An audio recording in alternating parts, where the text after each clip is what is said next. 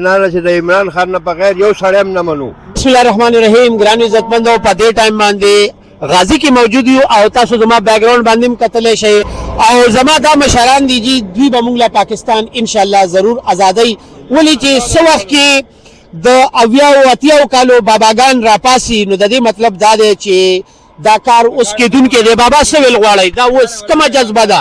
موږ د عمران خان د راوتو جذبه ده. بس دا ولې بابا د دې نه مخکې په تاریخ کې داسې څه لیډر نه دی راغلی چې د هغه سره دغه شانتې خو د هغه په شان لیډر نه دی راغلی.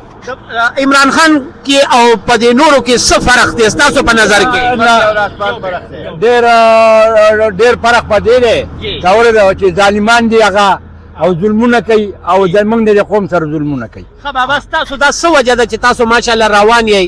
جی موږ د الله د رضا لپاره او د عمران خان د صدقې لپاره روان یو چې هغه زموږ سره په کې پی کې چې کم کارونه شوي دي نه هغه 65 کال مخکې نه دي شوي. د په دې وجه موږ د هغه نه د امید کوو چې انشاءالله چې دا سړی راځي نو دی به د مرګ مستقبل جوړوي. جی بابا، تاسو څه وینا؟ زما دغه وینا ده چې د عمران خان نه بغیر یو سړی هم نه منو. دا څه وجه ده په عمران خان کې تاسو ته څه داسې ښکاري؟ عمران خان چې کارونه دي، عمران خان صحیح مسلمان دی. 75 سالو شو موږ باندې ظلمونه کېږي، دا ټول غلامان دي او موږ غلامي نه منو. تاسو ماشاءالله مشران یې، تاسو به اورېده چې فضل الرحمن صاحب به وایي چې دا یهودي ایجنټ دی. جی هغه بخپل ډکې بابا جی بخپله ټیک نه دی. نو اوس دا راته ووایه چې هلته کې خو ډېر زیات مشکلات دي، شیلینګ دی، فایرینګ دی، نو تاسو خو مشران یې، تاسو له پکار دي چې کور کې ناست وې. نو دا موږ له پکار دي چې زموږ خپل کشران بچ کړو، د خپل مستقبل د بچو لپاره چې خپل مستقبل جوړ کړو. موږ یو واره زموږ په سواد باندې چې کله ذبح شو فتح شو نو په هغې کې زموږ د پولیسو نه دغه اخیستلې ټوپکې اخیستلې. موږ په هغې وخت کې درېم کې وو او موږ ملکان ته راووتلو اسکول والا کالج والا.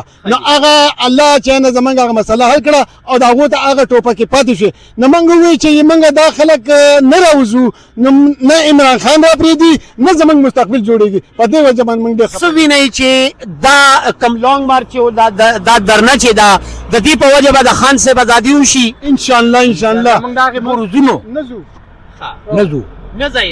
په ښه اراده ده، بچو ته هم ویلي دي، بچي به په تمه وي. په یو بچو ځان خپل کار دعا سلام کړلی راغلو. الله هم کامیاب کا په خپل نیک مقصد کې. ګرانو عزتمندو، دا ګورئ دا زمونږ د پښتنو د خیبر پښتونخوا د مشرانو چې دا جذبه دې جذبې له هېڅوک هم شکست نشي ورکولی.